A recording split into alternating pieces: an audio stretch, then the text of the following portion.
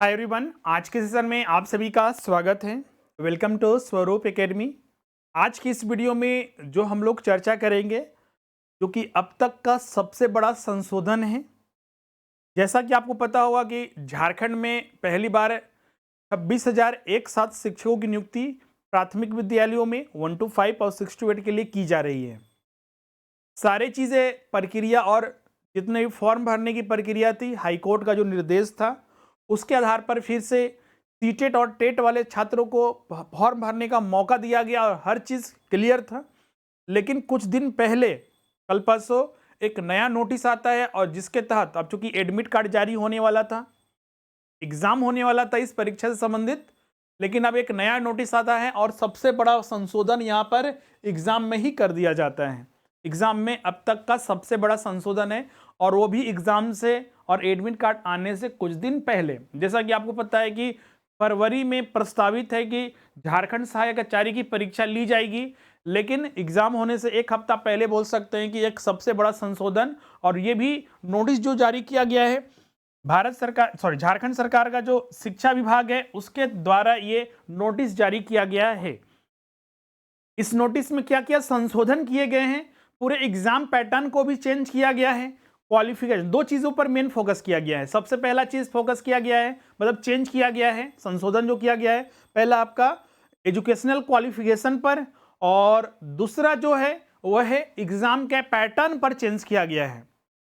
तो क्या इसमें कुछ हटाया गया है, कुछ जोड़ा गया है, और उसका सिलेबस क्या रहेगा और हमारी अब तैयारी कैसी रहेगी, आज की इस वीडियो में हर वो चीज़ बारीकी से समझेंगे और विस्तार से समझेंगे, जिससे कि हमारा जो एग्ज़ाम है इस बार वो क्लियर हो सके। साथ ही इसमें हम लोग ये भी देखेंगे कि अब जो चूंकि अब ये संशोधन हुआ है, तो क्या अब एग्जामिनेशन क्या फिर से क्या फरवरी में ही लिया जाएगा या फिर इसमें अब और कुछ समय मिलेगा, और इसके लिए क्या कदम उठाया गया है अभी तक जेएसएससी के द्वारा, उन सभी पर हम लोग विस्तार से चर्चा करेंगे। तो चलिए हम लोग वीडियो को प्रारंभ करते हैं। जितने भी छात्र हमारे चैनल पर नए हैं, जिन्होंने चैनल को सब्सक्राइब नहीं किया, सब्सक्राइब कर लीजिए और बेल आइकन को प्रेस कर दीजिए, जिससे कि आने वाले वीडियोस की नोटिफिकेशन आपको मिलती रहेगी। और साथ ही इस वीडियो को लाइक और शेयर जितने ज़्यादा हो सके सभी स्टूडेंट को तक ये पहुंचा दीजिए, ताकि वो इसको देख सकें और अगर फिर से फॉर्म भरे जाएं तो इसका वो लाभ उठा सके। क्योंकि पिछले बार बहुत सारे छात्र जो है फॉर्म नहीं भर सके, क्योंकि 5 दिन ही फॉर्म भरने का समय दिया गया था सीटेट और टेट पास अभ्यर्थियों को। तो चलिए हम लोग वीडियो को प्रारंभ करते हैं।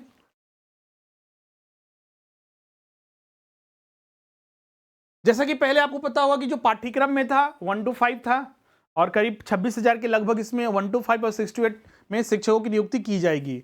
पारा टीचर के लिए और अन्य जो नॉन पारा टीचर है उनके लिए नियुक्ति की जा रही है। रिजर्वेशन था कुछ पारा टीचर्स के लिए, 50% का रिजर्वेशन दिया गया था।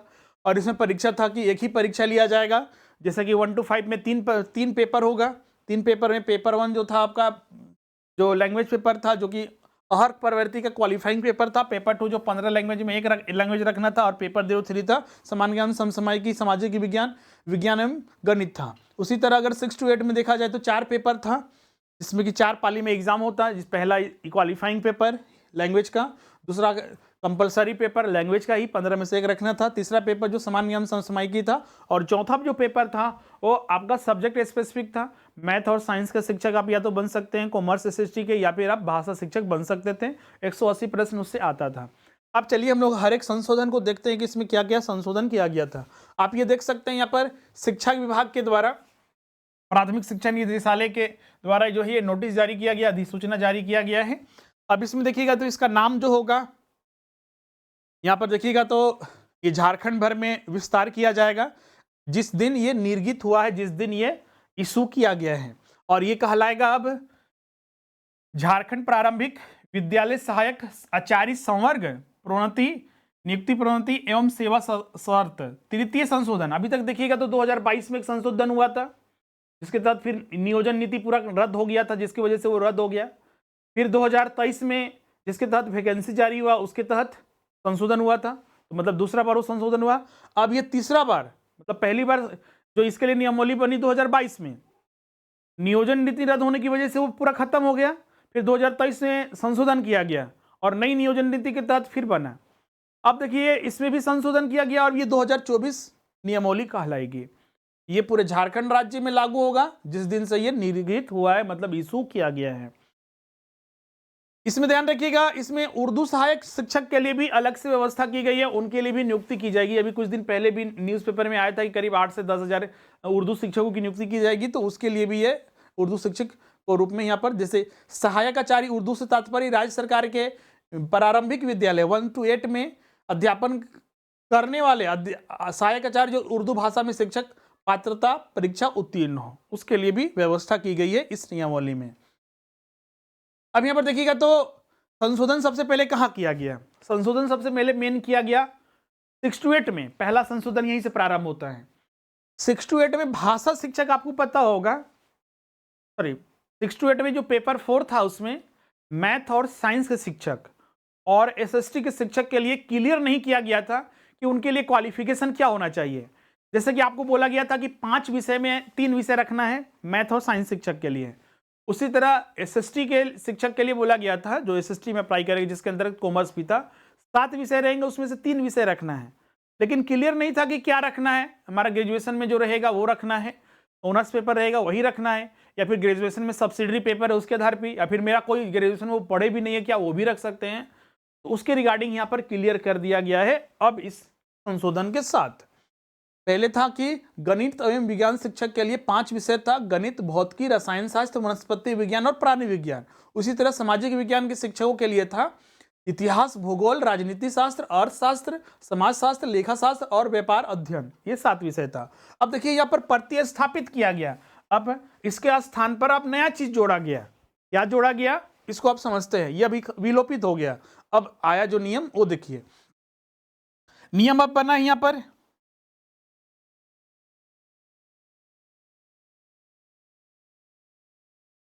नियम बना गणित एवं विज्ञान शिक्षक के लिए, तो इसको अच्छे से समझिए। विश्वविद्यालय अनुदान आयोग डिग्रियों का विनिर्देशन स्पेसिफिकेशन ऑफ डिग्री के संबंध में जारी अधिसूचना 2014 एवं उसके अधिसूचित के द्वारा, उसके उपरांत में अधिसूचित विज्ञान, अभियांत्रिकी, प्रौद्योगिकी, कृषि तथा गणित विषय में किसी एक में न्यूनतम 3 वर्षीय स्नातक उत्तीर्ण योग्यता धारित करते हो, तथा यहां पर समझिए, तथा के बाद हम लोग बाद में देखेंगे, पहले इसको समझिए। पहले तो ये क्लियर थे, बहुत सारे छात्र कॉल करते थे, सर बोलते थे कि सर कि हमने बीटेक किया है, हमने कोई बीएससी आईटी किया है, क्या हम फॉर्म भर सकते हैं? हमने कृषि क्षेत्र में एग्रीकल्चर का डिग्री लिया है, क्या फॉर्म भर सकते हैं? तो इस चीज को यहाँ पर क्लियर कर दिया गया। पहले था कि मैथ और साइंस, साइंस में वही फिजिक्स, केमिस्ट्री, बायो या फिर जूलॉजी, बॉटनी, कोई भी से आपने किया हो, भरने का एक था कि हाँ क्लियर हो रहा था, लेकिन बीटेक वाले के लिए नहीं था। तो यहाँ पर क्लियर कर दिया गया कि विज्ञान में, अभियांत्रिकी में, प्रौद्योगिकी में, किसी भी खास टेक्नोलॉजी में आपने, जैसे कि आपका बायोटेक्नोलॉजी वगैरह में आपने ग्रेजुएशन किया हुआ है, कृषि में, एग्रीकल्चर में या गणित में, किसी भी विषय में आपने ग्रेजुएशन अपना कम से कम 3 वर्षीय ग्रेजुएशन आपने किया हुआ है। अभी बोलिएगा सर बीटेक तो 4 वर्ष का, कम से कम यहाँ पे लिखा हुआ है कि न्यूनतम 3 वर्ष, उससे ज्यादा किए। अभी तो 5 वर्षीय इंटीग्रेटेड कोर्स हो रहा है, तो न्यूनतम 3 वर्ष से 4 वर्ष का भी वो कोर्स हो सकता है, जैसे बीटेक वाले का। क्लियर है? तो ये पहला कंडीशन हुआ। तथा यहाँ पर ध्यान रखिएगा, तथा का मतलब एंड हुआ, एंड आपके पास 10+2 या फिर उच्चतर माध्यमिक, जो आप इंटर लेवल करते हैं, उच्चतर माध्यमिक में गणित, भौतिकी, रसायन शास्त्र, वनस्पति विज्ञान एवं जीव विज्ञान में से कम 2 विषयों के साथ उत्तीर्ण हो। ये ग्रेजुएशन का डिग्री आपके पास इनमें से किसी एक का होना चाहिए, या तो आप साइंस से, या फिर आप जो इंजीनियर बीटेक वगैरह अभियांत्रिकी से, या फिर कोई टेक्नोलॉजी से, कृषि से या गणित से, इनमें से किसी से अगर ग्रेजुएशन किया है, और साथ ही आप 10+2 में मतलब इंटर में इन सारे विषय में कम से कम 2 विषय आपका रहा हो। जैसे कोई छात्र एग्रीकल्चर किया है ग्रेजुएशन में, अगर उसने इंटर में भौतिकी और रसायन का शास्त्र अपना इंटर किया था, फॉर्म भर सकता है, कोई दिक्कत नहीं है। तो ये दोनों नियम उस पर लागू होगा। उसके साथ उत्तीर्ण किया हो तो वो गणित एवं विज्ञान शिक्षक के लिए एलिजिबल है, वो फॉर्म को अप्लाई कर सकता है। तो ये गणित जो विज्ञान के शिक्षक किसमें कौन कौन अप्लाई कर सकता है, अब ये क्लियर होगा। अब दूसरा यहाँ पर देखते हैं हम लोग, सामाजिक विज्ञान के शिक्षक जो बनेंगे, एसएसटी के जो शिक्षक बनेंगे उनके लिए क्या है। सेम वही चीज है कि जो यूजीसी है विश्वविद्यालय अनुदान आयोग डिग्रियों का विनिर्देशन स्पेसिफिकेशन ऑफ डिग्री के संबंध में जारी अधिसूचना मार्च 2014 एवं उसके उपरांत में अधिसूचित कला में, कोई आर्ट्स में, मानविकी में, ह्यूमैनिटी में, या फिर सामाजिक विज्ञान सोशल साइंस में, वाणिज्य में, कॉमर्स में या प्रबंधन मैनेजमेंट विषय में न्यूनतम 3 वर्षीय स्नातक उत्तीर्ण योग्यताधारित हो तो वो एसएससी शिक्षक के लिए एलिजिबल है। मतलब कॉमर्स वाले के लिए और मैनेजमेंट वाले के लिए। बहुत सारे छात्र बोलते हैं सर हमने बीबीए किया हुआ है, बीबीए कोर्स किया हुआ है। कोई बोलते थे सर कि हमने मैनेजमेंट में ऑनर्स पेपर किया है या फिर किसी और में। आजकल तो बहुत सारी डिग्रियां होती है, तो क्या हम भर सकते हैं फॉर्म? तो बिल्कुल आसानी से भर सकते हैं। कोई आर्ट्स में है, आर्ट्स में ऑनर्स पेपर कोई भी रहा हो, सोशियोलॉजी रहा हो या फिर आपका सिविक्स रहा हो, हिस्ट्री रहा हो, इकोनॉमिक्स रहा हो, तो आप फॉर्म आसानी से भर सकते हैं। कोई मानविकी विषय रहा हो, होम साइंस वगैरह, या फिर बहुत सारे को एजुकेशन, फिजिकल एजुकेशन वगैरह, तो फॉर्म आप आसानी से भर सकते हैं। सामाजिक विज्ञान कोई भी रहा हो, वाणिज्य में कॉमर्स वाले कोई भी कैंडिडेट रहा हो, बीबीए वाले भी फॉर्म भर सकते हैं। एक चीज ध्यान रखिएगा, तो डिग्रियां भरने का मौका दिया और कम से कम आप 3 वर्ष का डिग्री है। अब इसमें 10+2 का नियम लागू नहीं होता है जैसे कि साइंस और मैथ में शिक्षक था। बस ये डिग्री आपके पास है, फॉर्म आप आसानी से भर सकते हैं, कोई दिक्कत नहीं इसमें। सिर्फ ये डिग्री आपके पास होना चाहिए कम से कम, लेकिन 3 वर्षों का। 3 वर्षों का आप इस विषय में पढ़ाई किए हो कम से कम, तो फॉर्म आप भर सकते हैं। क्लियर है? तो ये प्रतिस्थापित किया और बिल्कुल ये क्लियर भी है। पहले ये चीजें क्लियर नहीं हो पा रही थी और ये जरूरी भी था, जो कि यहां पर अब कर दिया गया है। अब आगे हम लोग बढ़ते हैं।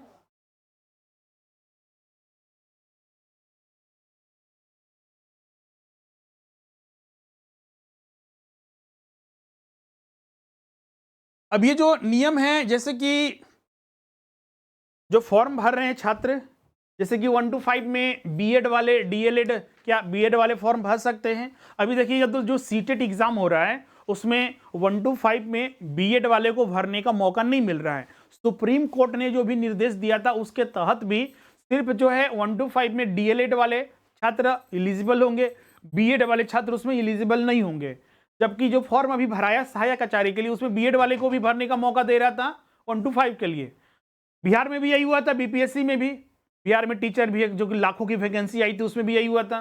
फॉर्म भरा दिया गया, एग्जाम ले लिया गया और बाद में रिजेक्ट कर दिया गया सुप्रीम कोर्ट के रूल का हवाला देते हुए। सुप्रीम कोर्ट का तो रूल बहुत पहले आ गया था, तो बीपीएससी ये क्यों ले रहा था, जेपी झारखंड में ये क्यों हो रहा है, तो उस चीज को यहां पर क्लियर किया गया। वर्ग 1 से 5 तक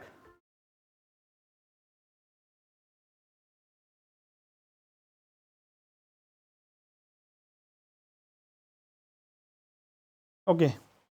वर्ग 1 से 5 के लिए आयोजित शिक्षक पात्रता परीक्षा में कंडिका 3 के अनुरूप योग निर्धारित योग्यताधारी अर्थात न्यूनतम 50% अंकों के साथ स्नातक तथा 1 वर्षीय बीएड या द्विवर्षीय बीएड विशेष शिक्षा के अभ्यर्थी को इस शर्त के परीक्षा में सम्मिलित होने की अनुमति दी जाएगी कि नियुक्ति के पश्चात राष्ट्रीय अध्यापक शिक्षा परिषद द्वारा मान्यता प्राप्त शिक्षण संस्थान से अपने खर्चे पर एक अवर्षीय रूप में 6 माह का ब्रिज कोर्स उत्तीर्ण करना अनिवार्य होगा। अन्यथा की स्थिति में इनका अभ्यर्थिता विचारणीय नहीं होगा और उसको रद्द कर दिया जाएगा। अब इसको विलोपित कर दिया गया, अब इस नियम को हटा दिया गया। अब इसके जगह क्या जोड़ा गया?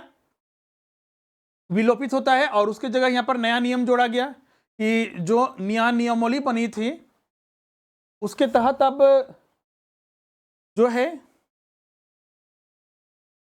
ध्यान रखिएगा इसमें जो बहुत सारी चीजें हैं ना क्लियर नहीं रहता है। जैसे कि अब यहाँ देखिए विलोपित है और फिर आपका 2022 का नियम यहाँ पर डाला गया है।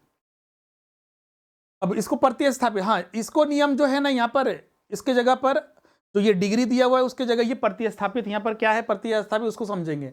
तो इसको यहाँ पर समझ लेते हैं कि क्या ये विचारणीय होगा। मतलब सीधा सा है कि जो नियम बनाया गया है आपका 2022 के नियमावली में, इसको भी विलोपित किया जाता है। ये नियम अब रहेगा ही नहीं, इसके जगह कोई नया नियम नहीं आया। अगर ये नियम विलोपित होता है तो इसके जगह कोई नया नियम विस्थापित नहीं किया गया, इसको खत्म ही कर दिया गया। सीधा सा मतलब इसका ही है, ये नियम अब लागू ही नहीं रहेगा। इसका मतलब ये हुआ क्योंकि इसके लिए कोई प्रतिस्थापित नियम बनाया ही नहीं गया है। सीधा सा यहाँ पर लिख दिया कि विलोपित कर दिया गया। अब इसका नियम का कोई मतलब ही नहीं है 2024 के नियमावली के तहत। मतलब कि 2022 की जो नियम 3 के च1 अ के ये संशोधन थे, इसको हटा ही दिया गया इस नियमावली से।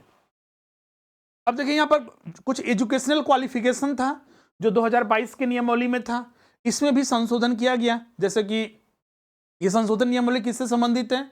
तो सहायक आचार्य संवर्ग के लिए संबंधित था। तो इसमें क्या क्या क्वालिफिकेशन मांगा गया था, तो उसको रिगार्डिंग था ये। अब देखिए यहाँ पर इसको प्रतिस्थापित किया गया कि स्नातक मतलब 6 to 8 के लिए था, जैसे कि तो स्नातक और प्रारंभिक शिक्षा छात्र में द्विवर्षीय डिप्लोमा होना चाहिए, 50% अंकों के साथ स्नातक या स्नाकोत्तर या एवं शिक्षा छात्र में स्नातक बीएड जो इतना से पूर्व या स्नातक परिशिक्षा में नामांकित नहीं हुए उनके लिए होना चाहिए। तो मतलब ये नियम बना दिया गया, न्यूनतम 45% अंकों के साथ स्नातक एवं शिक्षा शास्त्र में बीएड स्नातक बीएड होना चाहिए और समतुल्य प्रशिक्षण में होना चाहिए। तो ये सब नियम बना दिया गया और इसमें जोड़ा गया है। अथवा 50% अंकों के साथ स्नातक तथा बीएड जो विशेष शिक्षा है उसमें होना चाहिए, अथवा न्यूनतम 55% अंकों के साथ उसके समग्र ग्रेड के साथ स्नातकोत्तर और 3 वर्षीय एकीकृत बीएड या एमएड होना चाहिए, जो आजकल जो है इंटीग्रेटेड कोर्सेज चल रहा है उनके लिए लागू होगा। क्लियर है? अब यहाँ पर देखिएगा तो 1 to 5 के लिए 1 to 5 के लिए आयोजित शिक्षक पात्रता परीक्षा जेटेड में उत्तीर्ण होना चाहिए। जैसे कि नियम था 2022 में कि 1 to 5 में, आप उस नियम को आप समझ लें। अब इस नियम को समझिए जो नया एजुकेशन क्वालिफिकेशन जोड़ा गया। अब यहाँ पर 1 to 5 में हम सीधे आते हैं। पहले 1 to 5 में नियम क्या था कि अगर आप 1 to 5 शिक्षक के लिए अप्लाई करना चाहते हैं तो एजुकेशनल क्वालिफिकेशन जो अभी हमने बताया उसके साथ आपके पास जेटेड क्वालिफाइड होना भी चाहिए, सिर्फ वही नियम था। बाद में हाईकोर्ट ने पिछले दिसंबर में ये निर्देश दिया, तो उसके बाद सीटेट और अन्य टेट वाले को अभी मान्यता दी गई कि झारखंड के जो स्थानीय हैं जो सीटेट पास किए या फिर दूसरे राज्य के टेट पास है उनको भी इस फॉर्म में भरने की अनुमति दी जाएगी। वही चीज यहाँ पर नियम में जोड़ा गया। ये नियम को हटाकर ये नियम लाया गया। क्या नियम में लिखा हुआ है आप यहाँ पर बारीकी से समझिए, सबको दिख रहा है ना?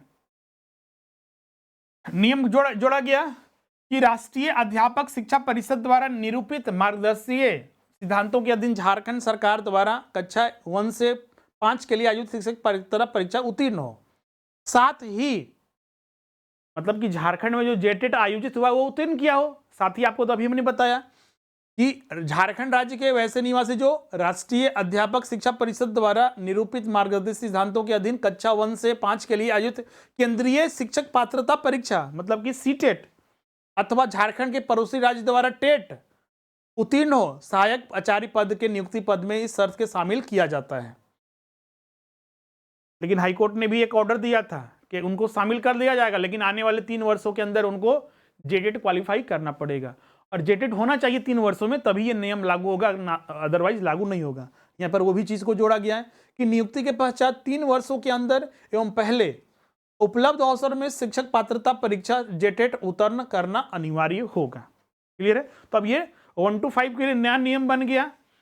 आप सीटेट क्वालिफाइड हो, टेट क्वालिफाइड हो दूसरे राज्य से और झारखंड के स्थानीय हो तो अप्लाई कर सकते हैं, और साथ ही आप अगर आप झारखंड के जेटेट क्वालिफाइड है तो बिल्कुल अप्लाई कर सकते हैं। क्लियर है? अब यहां पर देखिएगा तो 6 to 8 के लिए क्या नियम जोड़ा गया, तो सीटेट के लिए भी 6 to 8 के लिए भी वही नियम जोड़ा गया कि वो सारे क्वालिफिकेशन के अलावा आप या तो झारखंड से जेटेट क्वालिफाइड किए हो अथवा वही आप जो सीटेट क्वालिफाइड किए हो अगर झारखंड के स्थानीय, और अगर सीटेट क्वालिफाइड किए या फिर दूसरे राज्य के टेट क्वालिफाइड हो तो आप इस फॉर्म के लिए एलिजिबल होंगे। वही इस नियम को यहाँ पर जोड़ा गया है, इसको शामिल कर दिया गया और पहले वाले नियम को हटा दिया गया है। इसमें भी वही चीज नियम है, सीटेट वाले में भी 6 to 8 वाले में सीटेट के आधार पर जो आप फॉर्म भरेंगे तो उनके लिए नियम ये होगा कि आने वाले 3 वर्षों के अंदर आपको जेटेट क्वालिफाई करना होगा। अगर जेटेट आयोजित होता है तो, अगर आयोजित नहीं होगा तो कोई कैसे क्वालिफाई कर पाएगा। अब यहां पर जो अगला नियम है ये आपका, इसमें नया चीज को जोड़ा गया है।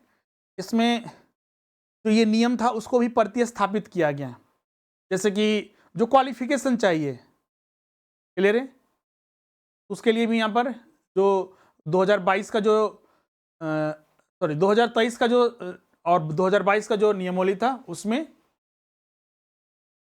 जोड़ा जाता है। जैसे कि सहायक आचार्य संवर्ग 2022 में जो नियमावली था, जैसे कि अनुसूचित जाति, अनुसूचित जनजाति, पिछड़ा वर्ग 1 और 2 में और दिव्यांग कोटों के लिए शैक्षणिक और प्रशिक्षक योग्यता के न्यूनतम प्राप्तांक में 5% की छूट दी जाती है।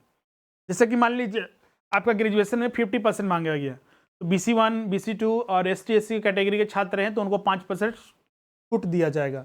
और अगर जो कमजोर जनजातीय समूह मतलब आदिम जनजाति के अंतर्गत आते हैं तो उनको 7% का छूट दिया जाएगा। ये 2022 की नियमावली में था। फिर 2030 के नियमावली में जैसे कि इंटरमीडिएट स्तरीय परीक्षा के लिए अभ्यर्थी +2 या फिर मतलब एजुकेशनल क्वालिफिकेशन था, इसको भी प्रतिस्थापित। हम यहाँ पर सब चीज़ को रीड नहीं कर रहे हैं, ये क्या दिया हुआ है। तो 1 to 5 और 6 to 8 में मिनिमम क्वालिफिकेशन जो आपसे मांगा गया था, सीटेट या जेटेट तो होना ही चाहिए, साथ ही मिनिमम क्वालिफिकेशन आपका क्या चाहिए उसके रिगार्डिंग लिखा गया है। लेकिन इसको भी प्रतिस्थापित किया गया, मतलब इसके जगह पर कोई नया नियम बनाया गया। 1 to 5 का था और ये 6 to 8 का था, तो इसको भी प्रतिस्थापित किया जाता है। 1 to 5 के लिए क्या क्या चाहिए, एजुकेशनल क्वालिफिकेशन।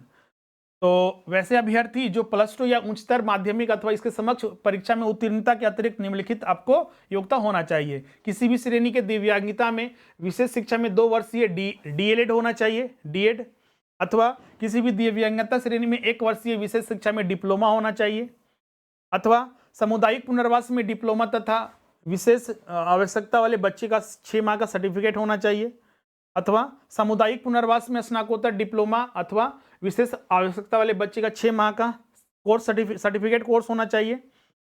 इसके अलावा मतलब कि इसके ये डिग्री नहीं है तो अथवा में फिर विशेष आवश्यकता वाले बच्चों को 6 माह का कोर्स सर्टिफिकेट या फिर होना चाहिए, अथवा बहरापन दिव्यांगन पढ़ाने में कनीय डिप्लोमा अथवा दृष्टि दोष में प्रारंभिक के लिए ये सर्टिफिकेट होना चाहिए, अथवा diploma in vocational rehabilitation mental retardation वगैरह सर्टिफिकेट होना चाहिए, अथवा diploma in hearing language and speech में होना चाहिए।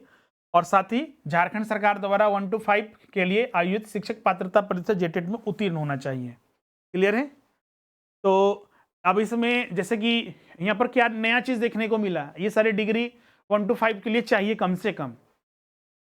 और साथ ही इसमें ये चीज देखने को मिला कि अब बीएड वाले को 1 to 5 में भरने का मौका नहीं दिया जाएगा। आप यहाँ पर देखिए अथवा में ये खत्म हो गया। बीएड वाले बहुत सारे छात्र बोल रहे थे सर हम बीएड हैं, सीटेट क्वालिफाई किए हैं 1 to 5 में, या जेटेट क्वालिफाई किए 1 to 5 में, तो क्या फॉर्म भर सकते हैं? तो नहीं भर सकते। अब ये नियम यहाँ पर स्पष्ट और क्लियर कर दिया। यही छात्र बहुत सारे पूछ रहे थे हमसे, तो ये चीज़ें क्लियर नहीं थी तो बताना मुश्किल था। बहुत सारे छात्र फॉर्म भरा भी था, 1 to 5 भी भरे थे और 6 to 8 भी भरे थे, क्योंकि दोनों में क्वालिफाई थे। अलग अलग सेपरेट फॉर्म करके भी भरे थे लेकिन भरे थे। तो ये चीज़ क्लियर कर दिया गया कि 1 to 5 में अब बीएड वाले क्वालिफाई नहीं हुए, क्योंकि वहाँ पर ये हटा दिया गया। अब 6 to 8 के लिए क्या नियम बनाया गया, तो यहाँ पर देखिए ग्रेजुएट होना चाहिए विद बीएड स्पेशल एजुकेशन में, फिर बीएड जनरल भी है, 1 year diploma in special education, BEd 2 year भी होना चाहिए, diploma in special education recognise university से, BEd with post graduation professional diploma in special education. सभी हम पढ़ नहीं रहे हैं, इसमें ध्यान रखिएगा, ये सब डिग्री वाले फॉर्म भर सकते हैं। और साथ ही झारखंड पात्रता परीक्षा जेटेट उत्तीर्ण होना चाहिए। क्लियर है। अब आते हैं सिलेबस में। ये तो हो गया एजुकेशनल क्वालिफिकेशन, आपने देख लिया। तो कहाँ कहाँ हम लोग को क्या क्या देखने को मिला एजुकेशनल क्वालिफिकेशन में। तो सबसे पहले हमने ये देखा कि जो 1 to 5 में बीएड वाले फॉर्म नहीं भर सकते हैं, हटा दिया गया है। अब यहाँ पर जेटेट जो झारखंड से क्वालिफाई है वो तो फॉर्म भर ही सकते हैं। साथ ही इसमें नियम जोड़ा गया कि जो सीटेट क्वालिफाइड है और टेट क्वालिफाइड है दूसरे राज्य का, लेकिन झारखंड का स्थानीय है, तो वो फॉर्म भर सकता है।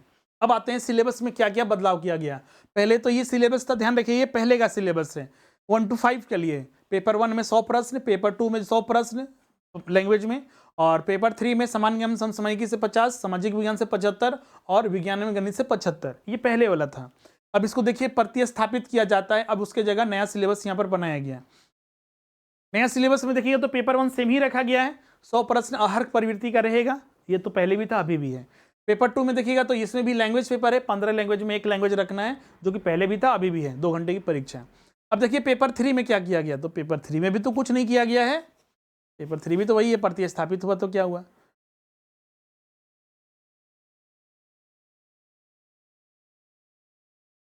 तब चेंज नहीं किया गया है। तो चेंज कहाँ किया गया है, देखिए यहाँ पर चेंज हुआ है, नीचे दिया हुआ है।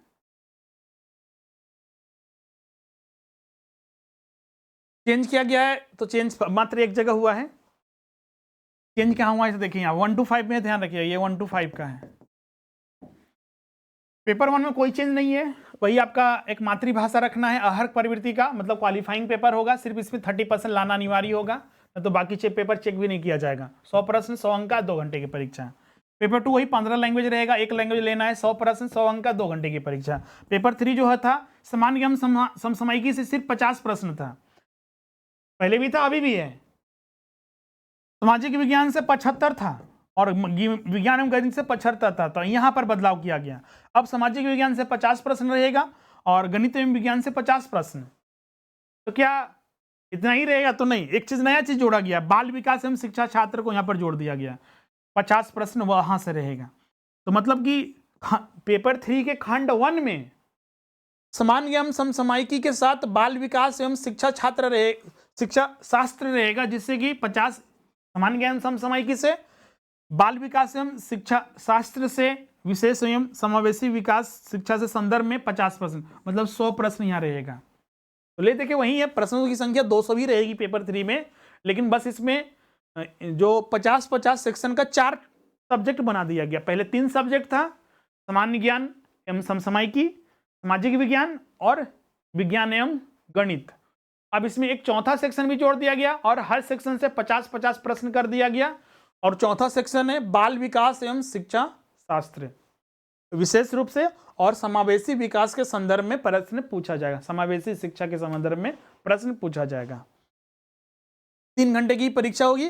देखिएगा तो मेरिट के लिए वही बन गया, मेरिट के लिए 200 पेपर 3 में और 100 पेपर 2 में, तो 300 पर ही मेरिट बनेगा। सिर्फ इसमें प्रश्नों की संख्या, मार्क्स, समय सब सेम रखा गया, सिर्फ एक नया टॉपिक 50 अंकों का इसमें शामिल कर दिया गया है, लेकिन कुछ प्रश्न को कम कर सामाजिक विज्ञान से 25 कम कर दिया गया और विज्ञान एवं गणित से 25 करके कम करके 50 उसमें 4 सेक्शन में पेपर 3 बट गया है, बस यही बदलाव हुआ है। तो मतलब कि आप इसमें आपको पहले जितना तैयारी करना था, बहुत सारे छात्र बोल रहे थे कि सर की तो अपने आप में समुद्र है, तो समुद्र में एक और आके नदी मिल गई, एक कम नदी आ रही थी जो अरब की खाड़ी में जा रही थी, अब बंगाल की खाड़ी में एक और नदी आके गिर गई है। मतलब कि आपको अब एक और टॉपिक पढ़ना पड़ेगा, बाल विकास एवं शिक्षा शास्त्र। कुछ हटाया नहीं गया बल्कि एक टॉपिक और जोड़ दिया गया है। प्रश्नों की संख्या भी उतनी ही रह गई, मार्क्स वही रह गया, सिर्फ प्रश्नों का जो संख्या था कुछ को कम कर एक में जोड़ दिया गया है। ये 1 to 5 में हुआ है। अब 6 to 8 में देखिए, तो 6 to 8 में पहले क्या था, पेपर 1 था, पेपर 2 था। पेपर 1 में वही 100 प्रश्न क्वालिफाइंग पेपर, मातृभाषा आपको एक रखना था। पेपर 2 में 15 भाषा, उसमें से एक भाषा रखना था, मेरिट पेपर। पेपर 1 क्वालिफाइंग था। पेपर 3 में, पेपर 3 को समझिए, पेपर 3 में क्या था, सामान्य ज्ञान समसामयिकी से 100 प्रश्न। तो इसमें क्या किया गया कि सामान्य ज्ञान पेपर 3 में ही चेंज यहाँ पर किया गया। पेपर 3 में क्या चेंज किया गया कि सामान्य ज्ञान समसामयिकी से जो 100 प्रश्न था उसकी जगह उससे 50 प्रश्न ही रहेगा, और उसी पेपर में एक और टॉपिक जोड़ दिया गया, बाल विकास एवं शिक्षा शास्त्र, तो 50 प्रश्न उससे रहेगा। तो पेपर 3 में 100 ही प्रश्न रहेगा, लेकिन सामान्य ज्ञान समसामयिकी जितना पढ़ना है तो पढ़ना ही पड़ेगा। एक और टॉपिक उसमें जोड़ दिया गया, बाल विकास एवं शिक्षा शास्त्र। 1 to 5 का तो चलिए ठीक है, ठाक ठाक कुछ पहले तक। 6 to 8 तो पहले से ही इतना ज़्यादा सिलेबस था कि समझ में नहीं आ रहा है, और एक और टॉपिक इसमें शामिल कर दिया। कुछ को तो हटाना तो चाहिए था कम से कम, कि चलिए इसको हटाकर राहत दे रहे हैं स्टूडेंट को। राहत क्या मिलेगा, हमें उतना ही है, 2 घंटे 2 घंटे 4 घंटे 6 घंटे और 6 और 3 9 घंटे, 9 घंटे की परीक्षा अभी भी होगी। तो सिलेबस वही है पेपर 1 का 6 to 8 के लिए, पेपर 1 का वही है, पेपर 2 का भी वही है, पेपर 3 में भी वही है, बस इसमें एक और टॉपिक जोड़ दिया गया, बाल विकास एवं शिक्षा शास्त्र।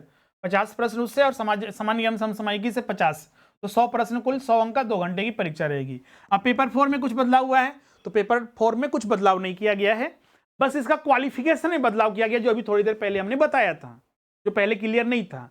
बहुत सारे छात्र बीटेक से पूछ रहे थे, बीटेक हमने किया तो क्या फॉर्म नहीं भर सकते हैं 6 to 8 में?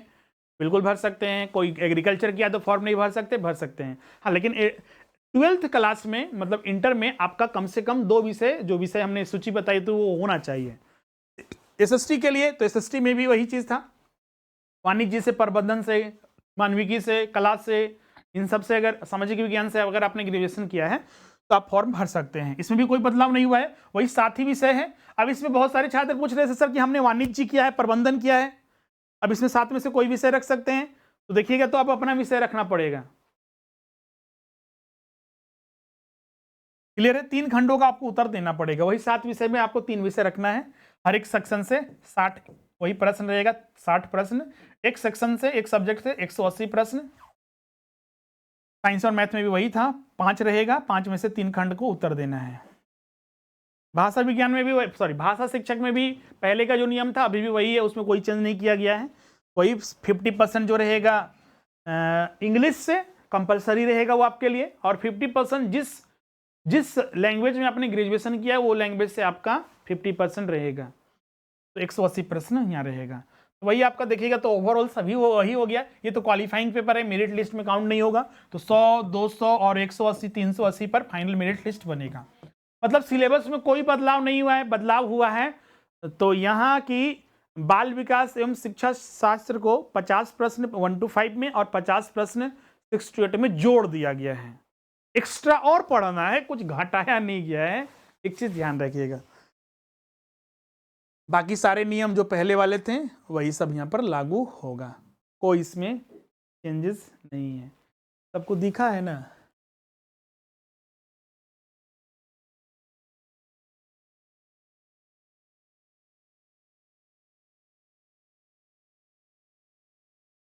क्लियर है? तो ये आधे घंटे की वीडियो है, सारा चीज हमने यहाँ पर डिस्कस कर दिया गया है।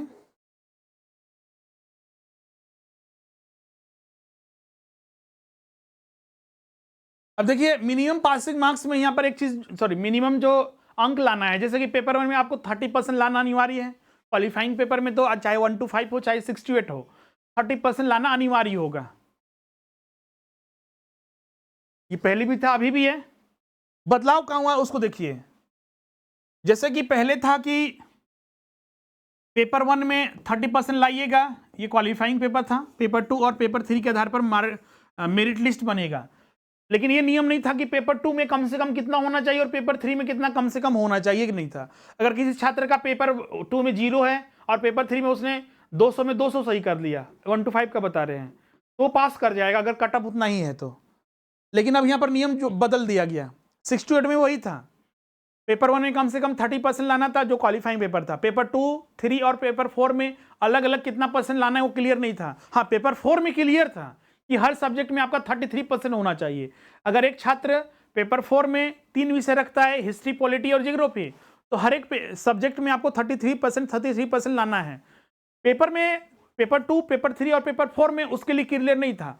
अगर वो पेपर 3 और पेपर 4 मिलाकर ही वो कट ऑफ कितना मार्क्स लाता है, पास कर जाएगा अगर पेपर 2 में 0 होता है। लेकिन अब यहां पर चेंज कर दिया गया कि अब हर एक पेपर में आपको 33% लाना है कम से कम। 1 to 5 है तो पेपर 2 में भी कम से कम 33% होना चाहिए, पेपर 3 में भी कम से कम 33% होना चाहिए। 6 to 8 है तो वही, पेपर 2 में कम से कम 33%, पेपर 3 में भी कम से कम 33% और पेपर 4 में भी कम से कम 33% होना चाहिए। वो चीजें यहां पर क्लियर किया गया है। कंडिका ग C1 to 3 में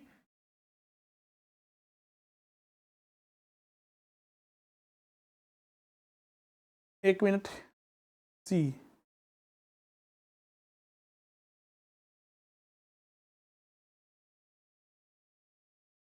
C1 to 3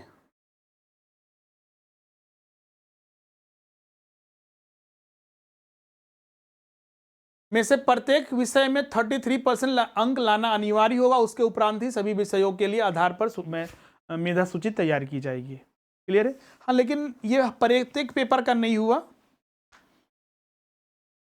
ये सिर्फ पेपर 3 का हुआ। पेपर 2 में मिनिमम पासिंग मार्क्स कितना होना चाहिए क्लियर नहीं किया गया है।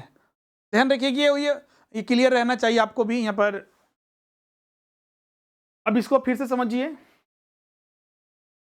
1 to 5 में ये मिनिमम मार्क्स का हम बता रहे हैं। 1 to 5 में पेपर 1 में 30% होना चाहिए, क्वालिफाइंग पेपर है, फाइनल मेरिट लिस्ट में तो जोड़ा नहीं जाएगा। पेपर 2 जो कि 100 प्रश्न रहेगा, 100 अंक का, इसमें बताया नहीं गया कि इसमें कितना परसेंट कम से कम होना चाहिए, ये क्लियर नहीं किया गया है अभी भी। नया नियमावली में भी इसमें अगर 0 भी है तो आपको कोई मतलब नहीं है उससे।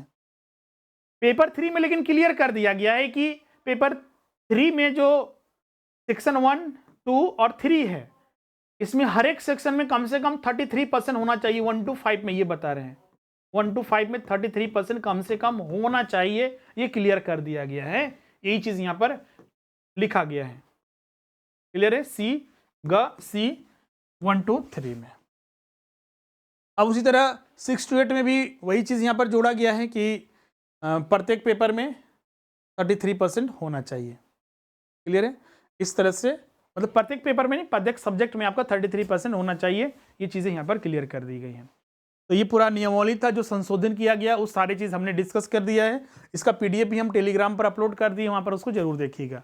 अब ये फाइनली आज का सेशन हम लोग यहीं पर एंड करते हैं। अब मिलते हैं और भी चीजों को अगले सेशन में लेकर।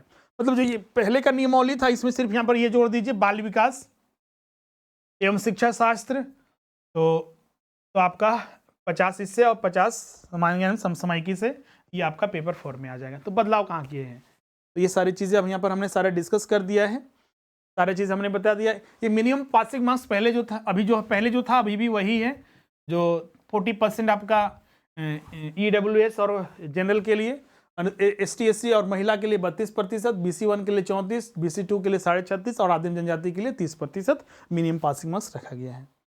इस तरह से आज का सेशन यहाँ पर कंप्लीट होता है। अब चूंकि आपको अब एग्जाम डेट को लेकर तो बिल्कुल ये नया नियमावली बन चुका है, तो अब हर तरह से नए चीजें सीधे से चालू होगा और इसमें बिल्कुल आपको समय मिलेगा। अब ये फॉर्म भरने का मौका छात्रों को मिलेगा या नहीं मिलेगा, तो बिल्कुल मिलना चाहिए, क्योंकि अब इसमें बीटेक वाले छात्र हो सकता है भरे नहीं होंगे, एग्रीकल्चर वाले नहीं भरे होंगे, तो उनको मौका मिलना चाहिए फॉर्म भरने का। हो सकता है डेट अब फिर से जारी हो और फिर से छात्रों फॉर्म भर सकते हैं। तो जो छात्र फॉर्म नहीं भरे हैं या फिर उनका गलतियां हैं, तो आपको इसमें फिर से एक मौका मिलेगा, तो इसमें ध्यान रखिएगा। तो आपको जैसे ही डेट आएगा हम आपको बताएंगे। नहीं भी अगर फॉर्म भरने का मौका मिलता है तो आपको कुछ दिन या कुछ महीने और समय मिलेगा, जिससे कि तैयारी करने के लिए आपको एक बार फिर से मौका मिलेगा, आप उसमें तैयारी कीजिए। और इसके लिए लाइव क्लासेस में बहुत सारे छात्र सोच रहे थे सर कम समय है, फी इतना देना है, तो अब आपको समय पर्याप्त मिल रहा है। अगर आप इस बार मौका चूक गए तो फिर कभी भी मौका नहीं मिलेगा। इस चीज़ को ध्यान में रख के आप तैयारी करना है। और अभी ज्वाइन करते हैं तो फीस जो पहले का था उसी फीस को एक्सटेंड हम कर रहे हैं, उसी डिस्काउंट पर आपको सारे कोर्सेज मिलेंगे। 1 to 5 के लिए मात्र 1500 रुपया, जो पहले 2500 रुपया था, और 6 to 8 के लिए जो पहले 7,500 था, अब उसके लिए मात्र आपको 5000 रुपया आपको देना है। इसमें संपूर्ण तैयारी होगा, लाइव क्लास, रिकॉर्डिंग क्लास भी अब मिलेगा, लाइव भी मिलेगा, अब रिकॉर्डिंग भी मिलेगा, नोट्स सारे मिलेंगे। आप नोट्स इस तरह से मिलेंगे, आप उसको प्रिंट आउट करा सकते हैं, सारी चीज़ों को रूबरू हो सकते हैं, उसमें अंडरलाइन करके सेल्फ नोट्स बनाकर सारी चीजें तैयारी कीजिए। प्रैक्टिस सेट वगैरह, डाउट सेशन, सभी चीजें उपलब्ध होगा। क्लासेस को कैसे ज्वाइन करना है, तो हमारे लिए जो एप्लीकेशन है स्वरूप लर्निंग ऐप, इसे गूगल प्ले स्टोर से डाउनलोड करना है। स्टोर में जाकर आप कोर्सेज को परचेज कर सकते हैं, या फिर जो स्क्रीन पर नंबर दिख रहा है 7004579780, इस पर आप कांटेक्ट करके आप इस पर कॉल या व्हाट्सअप कर दीजिए, आपको सारा चीज़ डिटेल मिल जाएगा। व्हाट्सअप पर जिस कोर्स को आपको ज्वाइन करना है 1 to 5 या 6 to 8, आप व्हाट्सअप पर अपना नाम और जो जिस कोर्स को ज्वाइन करना है लिखकर व्हाट्सअप कर दीजिए, मैसेज कर दीजिए। आपको पेमेंट डिटेल, पेमेंट का मोड भेज दिया जाएगा, पेमेंट कर दी, उसके बाद क्लास इंस्टेंट स्टार्ट हो जाएगा। डेली यहाँ पर 3 से 4 घंटे की क्लासेस चल रही है। 1 to 5 में जैसा हमने बताया मात्र 1500, और अगर सिर्फ जो छात्र सामान्य ज्ञान, समसामयिकी और बाल विकास ज्वाइन करना चाहता है तो उसके लिए भी ज्वाइन कर सकते हैं। ऐसे सामान्य ज्ञान और समसामयिकी का मात्र जो है 499 फीस है। बाल विकास के साथ ज्वाइन करते हैं तो 799 रुपया फीस है आपका, मतलब 800 रुपया। तो बाल विकास के लिए मात्र आपको 300 रुपया आपको अलग से देना है। तो 800 रुपया में आप सामान्य ज्ञान, समसामयिकी और बाल विकास के कोर्सेज ज्वाइन कर सकते हैं। तो जल्द से जल्द ज्वाइन कर लीजिए, अभी भी आपके पास पर्याप्त समय मिल चुका है तैयारी करने का और आने वाले एग्जामिनेशन में क्लियर और पास होने का। तो आज का सेशन हम लोग यहीं पर एंड करते हैं, मिलते हैं नेक्स्ट सेशन में। किन्हीं का कोई डाउट होगा तो हमें कमेंट करके जरूर बताइएगा। Thank you everyone.